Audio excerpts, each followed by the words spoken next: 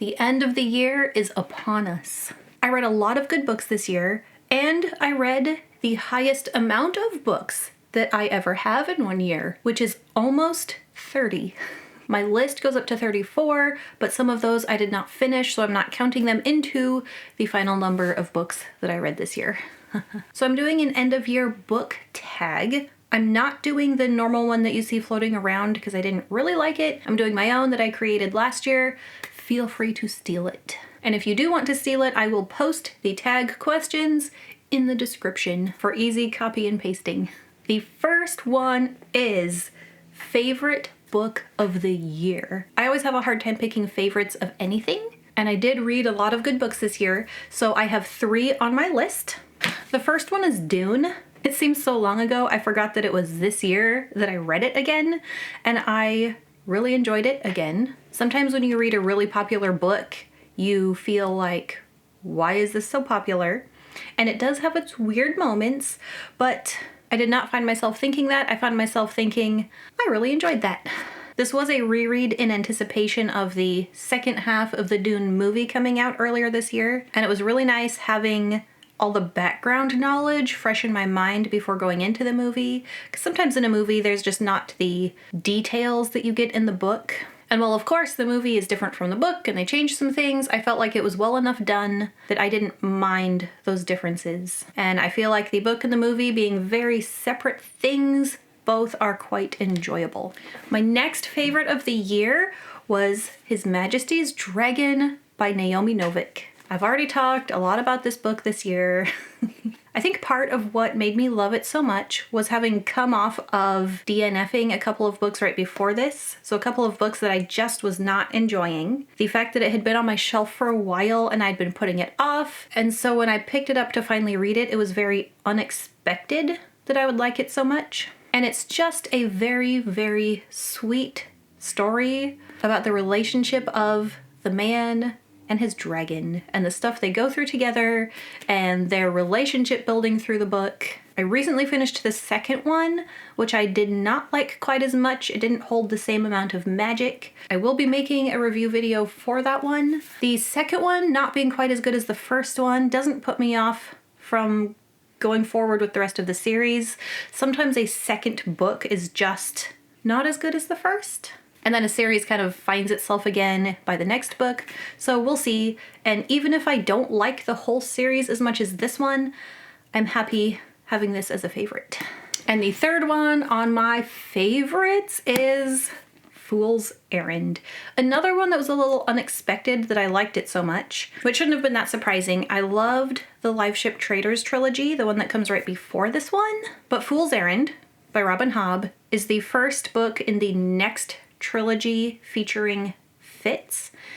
And by the end of the previous Fitz trilogy, the Farseer trilogy, which ends with Assassin's Quest, I was kind of tired of him by then.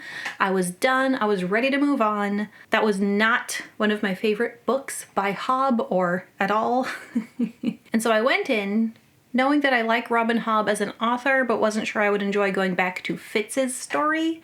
And then I really, really loved it. It's actually pretty slow for a lot of it. It's a lot more about the characters and the emotional journey. And I really enjoyed reading about that. And I'm looking forward to continuing on with the Tawny Man trilogy. Next, number 2, and yes, I did steal some of these from other book tags, so this one might feel familiar. What was the best new released book that I read this year? I don't read a ton of new releases. I often feel like I'm catching up on old books that have been out for a long time. But of the newly released books that I read this year, I loved Emily Wilde's Map of the Otherlands by Heather Fawcett and The Spell Shop by Heather Durst. Both of these I would consider cozy fantasy, light on the romance, infused with magic and fairy tale feel. Definitely felt like both of them were geared toward a female audience, which I am. And with cozy fantasy, there's not often a huge plot. The stakes are not very high. They're really just for the enjoyment of the story. Emily Wilde's Map of the Otherlands is the second book in the Emily Wilde series. And having read the first one, I was really excited for this one to come out, and my husband has pre-ordered the third one for me, coming out in just a couple of months, early 2025. And I don't remember when the next Spell Shop book is coming out. I think maybe next summer. I don't always feel like I want cozy fantasy during the summer. I feel like it's more of a winter thing. But the way that Durst wrote this, it felt perfectly summery while giving the cozy fantasy feel. Being on an island, making jam. It was very well done, and I'm looking forward to the next one. And then this novella by Veronica Roth, When Among Crows. This was the first Veronica Roth book I had read since Divergent, however long ago that was. And I found myself pleasantly surprised with her writing style in here. She was able to cram a full story with a satisfying plot arc and character growth and world building all into this novella. It's about 160 pages. I don't think I'd read anything before with the Polish fairy tale inspiration, and I really enjoyed it. Next, number 3, a favorite new to me author. I did read a lot of authors I had already read this year, but there were actually quite a few new ones for me. I put Michael R. Miller on the list, the author of the Songs of Chaos series. I was not sure how I was going to feel about Ascendant at first. It is a classic boy and dragon rider fantasy, and by classic, I would almost say too derivative at first. But I kept reading and it got better and took on its own style and its own thing. And then I felt like the second book in the series was even better than the first. I have not read the third yet, but I am on the ARC team for the fourth book. So when that one is coming out, I will be lucky enough to read it early. And having discovered a new author, it's exciting to look forward to the next books that they'll be putting out. And then authors of books I have already mentioned. Sarah Beth Durst was new to me this year, and I know she has other books out already that I could read. I have a lot of other things to read, so the next Sarah Beth Durst book I read will probably be the next Spell Shop book. And then Naomi Novik, author of the Temeraire series. I loved her writing style that was a little like old-fashioned Jane Austen-y, but with dragons. She also has other books that I have never read. I've heard good things about Uprooted and Spinning Silver, so I may have to give those a try at some point also. Number 4, and this is out of 9, so almost halfway. How many DNFs did I have this year? Actually, more than I usually do, which was 5. I have a really hard time stopping a book. It feels unfaithful, like I'm giving up on it, like I'm disappointing the book somehow or the author, who's never going to know. 4 of the ones that I DNF'd were a little bit on the older side. They had been out for a while. One of them, The Sword of Shannara, I think is the oldest. And if a book is on the older side and it has not maintained its popularity and you don't see people reading it as much anymore, that's probably indicative of how good it is. But sometimes I like to give an older book a try. If it sounds interesting, I want to see what I may have been missing. The other ones that I DNF'd were Dawn Thief by James Barclay, Mistress of Dragons by Margaret Weiss, Sword of Shannara, The Midship Wizard, Halcyon Blythe. And then the 5th one was a newer book by a currently writing author. That was Darklight Assassin. And that one I did not think was badly written. It was just too dark for me. Number 5, how many new physical books have you bought or acquired this year? 32. I feel like Buddy the Elf admitting how many Etch-a-Sketches he was able to make. And I don't remember if that's actually all the ones I acquired this year, because I did unhaul some already this year. And that is not counting books for my kids or what might be coming up for Christmas. And that's assuming my husband buys me books, which, I mean, he has my wish list, so. I did not realize it was that many, and it feels a little overwhelming. I have read a lot of them already. I try to only buy or acquire books that I know I'm going to want, or knowing that if I try them and don't like them, I'm willing to pass them on. I don't have to keep them, but it was still a higher number than I thought it was. My newest one doesn't even have room on my shelf yet. I'm going to need to rearrange my shelf a little bit.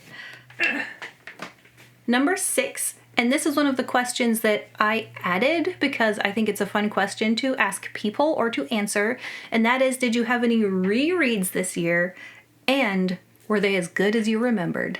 I think my answer to that one last year was a little more disappointed. There's always this little bit of worry when you're rereading a book that you read a long time ago and you are in a whole new phase of your life. Maybe you were a teenager and now you're a full-grown adult, and you wonder if it really will be as good, and maybe it's better not to read it and just remember the magic that it used to have for you. Or maybe you'll be disappointed in the person you used to be if you used to like it and now you hate it. But this year, I had 2 rereads and I was very happy with them. One was Dune, and I actually liked it better on this reread than I did before the last time I read it. I don't really know why. I think I was just letting myself enjoy it. I didn't feel like I had any particular expectations of it. It was just, I'm gonna read it before the movie comes out, discuss it with you internet friend people, and it was a good experience. And then my other reread was The Magician, Apprentice, and Master by Raymond E. Feist. This was one that I had long considered a favorite, but I first read them as a teenager and I was worried that I would be disappointed. And while yes, this time around I could see what the flaws were, I still enjoyed them. It was still a good experience, good story, and I'm happy to keep them on my shelves. Number 7, what book will you end the year on? This large guy here. On the date that I am recording this, it is December 20th, and I am on page 498 out of 1,329. Now we are coming up onto Christmas break. I should have more time to read during the day than I had from the release date of this book up until today, so I might be able to catch up by the end of the year, but I don't think I'll be finishing this and starting another book before the month is over. That is a lot, and I am a slow reader. And if you want to know how this book is going and my thoughts on it, it's going to be hard to give thoughts that are not spoilery for people who have not read it yet. There are some things that I am really happy about and some things I'm really disappointed about, and I don't think I should say what those are yet. For me, it is mostly character related. One thing that I think is pretty public knowledge about it, so it shouldn't be spoilery, in each of the Stormlight Archive books, there is a character where you get their backstory, and so you get flashbacks of their past and how they got to where they are now, and this one is Szeth.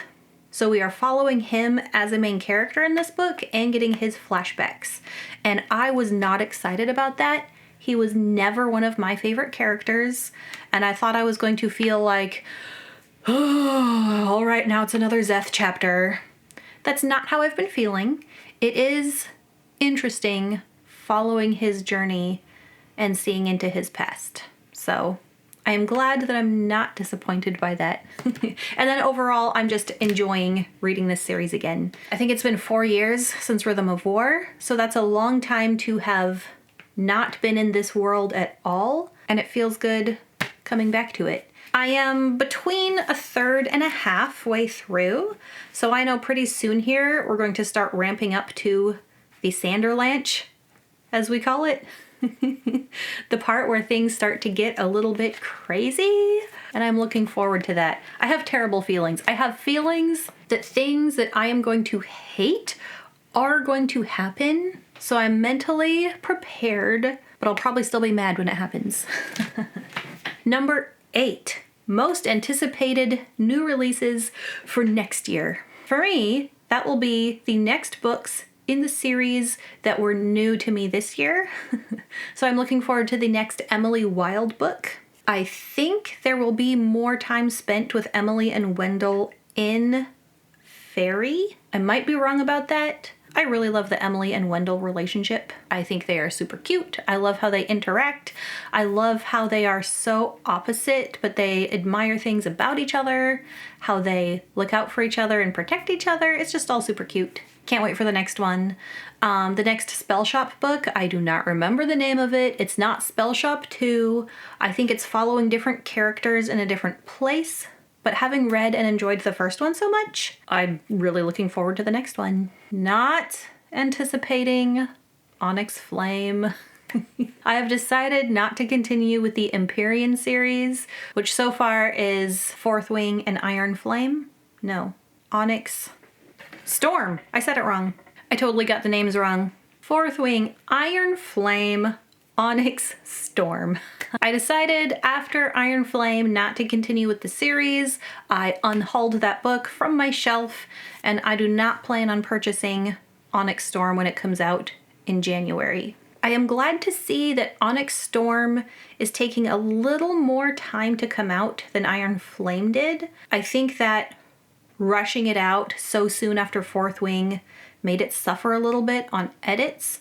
And so I would be hopeful that now Onyx Storm will be better since it had a little more time before coming out. Still super fast for the book world, but I'm hoping that fans that do plan to continue will be happy with what they get.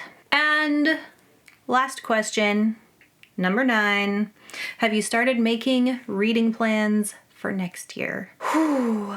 For me, right now, I'm going to plan on working my way through series that I have started, and I think that's going to be the next video I make that probably comes out after this one is series that I've started this year.